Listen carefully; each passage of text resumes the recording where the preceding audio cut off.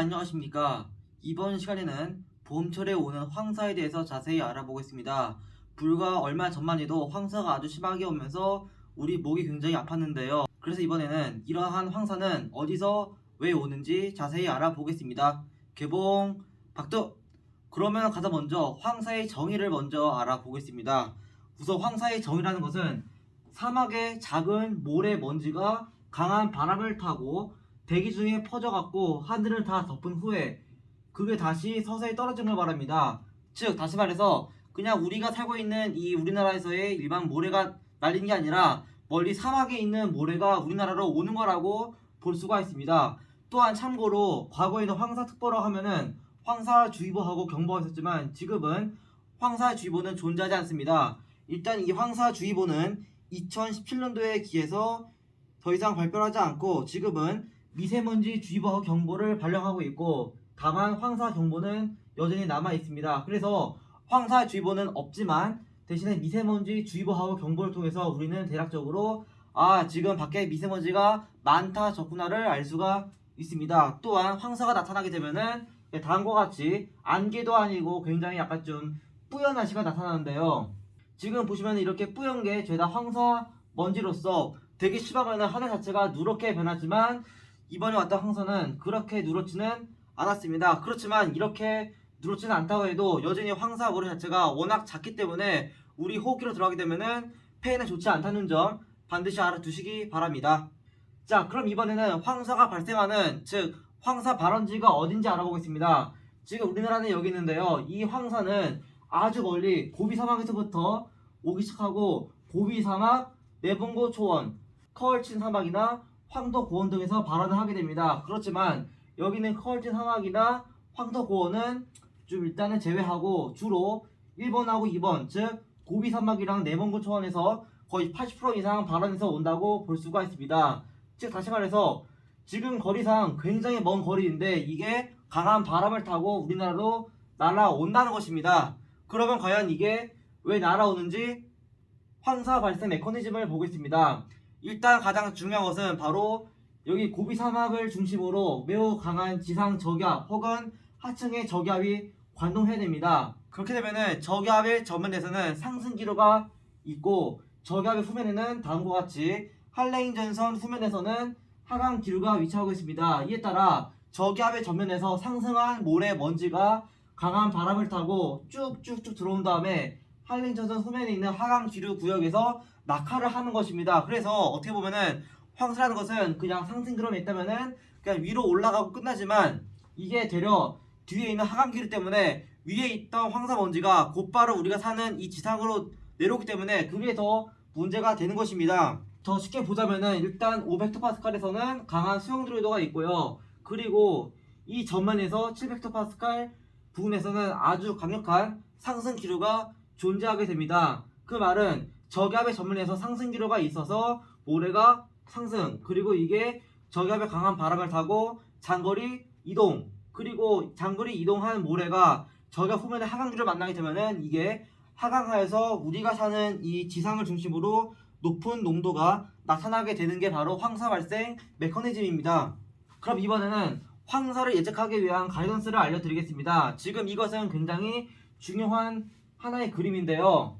자, 하나하나 보겠습니다. 일단 아까 말한 것처럼 몽골 혹은 고비 사막을 중심으로 매우 강력한 기압골이 지나갑니다. 그러면은 이 기압골 전면에서 하층 저기압 혹은 지상 저기압이 강하게 발달을 할 것이고요. 어차피 강한 기압골의 전면에서는 높은 값의 상대 소용도가 있습니다. 그래서 우리는 500헥토파스칼에서 상대 소용도가 강한 구역을 먼저 찾는 게 핵심이고 그 다음에 하층 일기들을 통해서 하층에 있는 저기압을 탄지 그 다음에 이 저기압의 전면에서 상승 속도가 얼마나 큰지를 따져갖고 과연 모래가 얼마나 많이 들어 올라갈 것인지를 보는 게 매우 중요합니다. 그 다음에 이 저기압 이동 방향을 통해서 저기압이 어디로 가는지를 통해서 일단 강한 바람이 어디까지 많이 부는지 그 다음에 이 강한 바람이 불어서 모래가 여기까지 날아왔는데 이 저기압의 후면으로 즉 이 부근 중심으로 850헥토파스칼에서 기온이 크게 내려간다. 그러면은 이 부근에서는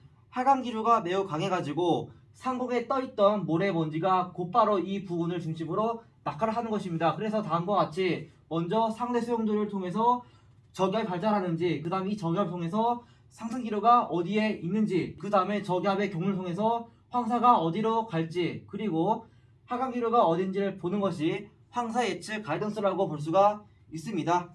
자, 그러면은 실제 황사 사례를 보겠습니다. 금년 3월 28일부터 29일 우선 중국 베이징을 포함한 화구 북적하고 바로 다음날에는 우리나라 전역을 중심으로 매우 심한 황사가 나타났습니다. 이게 방금 봤던 사진으로 3월 29일 날짜의 서울 모습인데요. 보시면은 황사가 매우 심해갖고 바닥산 정상이 거의 보이지 않는 것을 알 수가 있습니다. 근데 이거는 그나마 약바였고, 더 심한 것은 중국 베이징을 포함한 화북 일대인데요. 여기서는 거의 황사 농도가 2000 마이크로그램을 넘었다고 합니다. 이는 굉장한 수치입니다. 황사가 오기 위해서는 당연히 토양이 건조해야 됩니다. 그 이유는 토양이 건조해야만 모래 자체가 매우 가벼워서 약간의 바람으로도 바로 상공으로 뜰 수 있는 것인데요.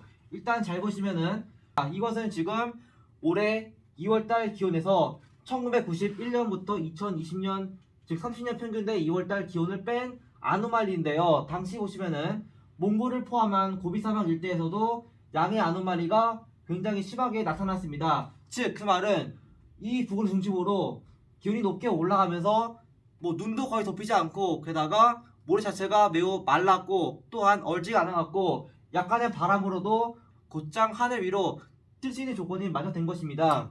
그리고 이것은 같은 기간에 또 같은 원리로 구한 이슬점 온도 아노말리인데요. 비록 일단 만두 일대를 중심으로는 2월달에 비하고 눈이 많이 와서 TD가 높지만, 대신에 고비 사막을 포함한 내분거 초원에서는 기온도 많이 올라갔지만 이슬점 온도가 썩 그렇게 많이 올라가지 않았습니다. 즉 비록 여기 축은 다르더라도 상승하는 폭이 그렇게 크지 않기 때문에, 그 말은 무엇이냐, 기온은 올라가고 TD는 그렇게 많이 올라가지 않으면서 습도가 더 낮았다라고 볼 수가 있습니다. 이에 따라 매우 건조한 환경이 2월달 내내 이어지면서 고비 사막을 중심으로 토양이 매우 건조하기 때문에 모래가 금방이라도 뜰 수 있었습니다. 자, 그리고 이것은 지금 황사가 발생하기 하루 전이었던 3월 26일 날짜의 500헥토파스칼 지휘고도하고 상대 수용률도 모습입니다. 지금 보시면은 여기 있는 기압골을 봐야 되는데요. 지금 알타이 산맥을 중심으로 강한 기압골이 점점 남동진하고 있었습니다.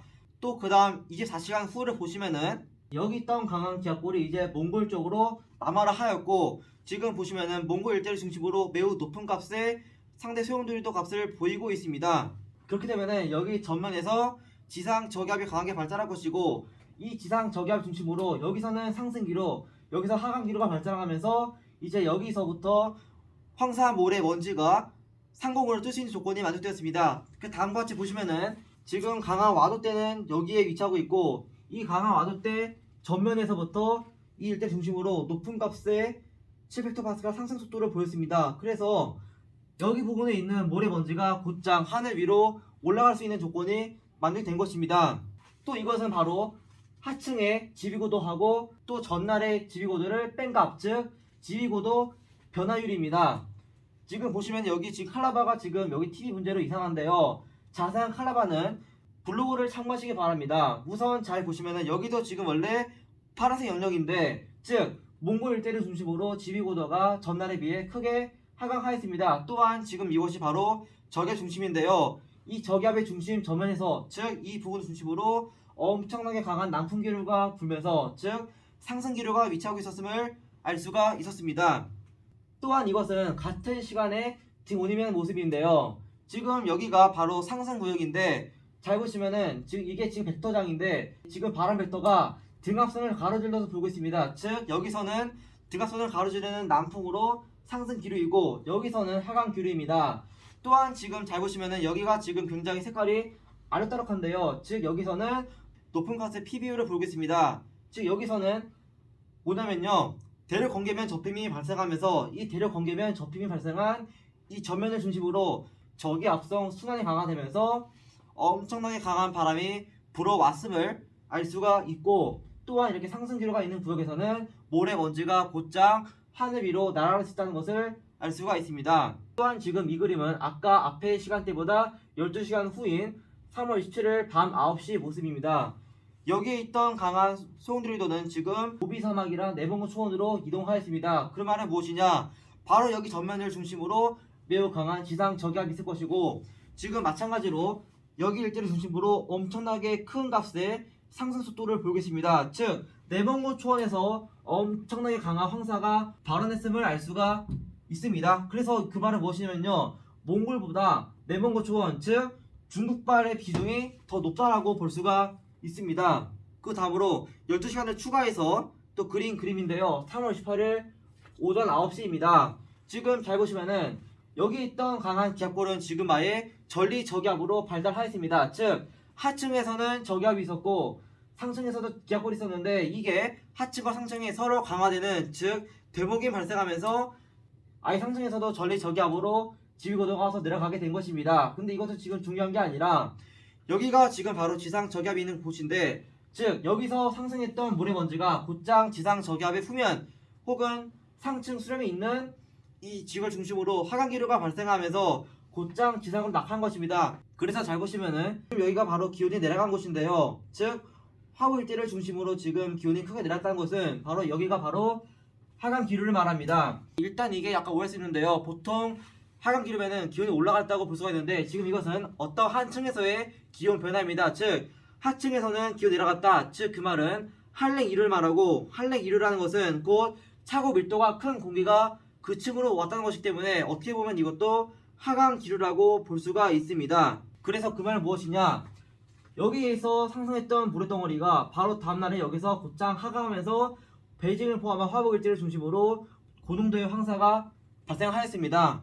이것도 지금 같은 날짜에 하층 지위고도하고 지위고도 변화인데요. 지금 보시면은 저기압은 지금 북쪽으로 물러갔는데 곧장 여기서 한랭 이류가 쌩쌩 불어오면서 여기서 지금 기류가 하강하였고, 여기서부터 발원된 황사 먼지가 곧장 여기로 다 유입된 상태에서 하강하기 때문에 베이징을 포함한 화북일지를 중심으로 엄청나게 높은 농도의 황사가 발생하게 된 것입니다. 그리고 지금 보시면은 지금 기류가 곧장 이렇게 열렸는데요. 베이징에 영향을 줬던 황사가 이제 우리나라로 들어오게 되는 것입니다. 이것도 같은 날짜의 드모님의 모습인데요. 지금 보시면 여기가 바로 등압선을 가로지르는 부풍인데, 즉 화구 일대를 중심으로 하강 기류가 있다는 것을 확인하였습니다. 비록 지금 얘기가 빙빙 돌지만 우리는 이렇게 다음과 같이 850헥토파스칼의 기온 변화 그리고 득오름을 가지고 하강 기류가 어디에 있는지를 알아내므로써 황사가 어느 지역에 더 심했는지를 대략적으로 예측을 할 수가 있는 것입니다. 자, 이번에는 3월 19일, 즉 우리나라 황사가 발생했을 때의 모습입니다. 지금 보시면은 이게 3월 19일 날짜의 드고니면인데요. 우리나라 지역 중심으로 한랭 이류가 아주 광범위하게 위치를 하였습니다. 그리고 마찬가지로 우리나라 지역을 중심으로 기온이 내려갔는데요. 그 말은 한랭 이류가 있었고, 그리고 하강 기류가 위치하면서 여기서부터 유입되기 시작한 황사먼지가 곧장 한반도 상공에 낙하하기 때문에 서울을 포함한 수도권 일대에서는 황사경보가 발령이 되었습니다. 이것만 보면은 굉장히 극혐인데, 바로 기류가 곧장 베이징에서 우리나라 쪽으로 불어왔습니다. 그래서 중국발 황사가 곧장 베이징을 관통해서 우리나라 수도권을 포함한 전국적으로 들어오게 된 것이고요. 만약이라도 또 다른 기압골이나 지상 저기압이 몽골 쪽을 관통하게 되면은 지금도 여전히 이 일대는 건조하기 때문에 황사는 올해 언제든지 생긴다는 점을 알아두시기 바랍니다. 그럼 이상으로 황사에 대한 강의를 마치겠습니다. 구독과 좋아요 눌러주시면 감사하겠습니다. 감사합니다.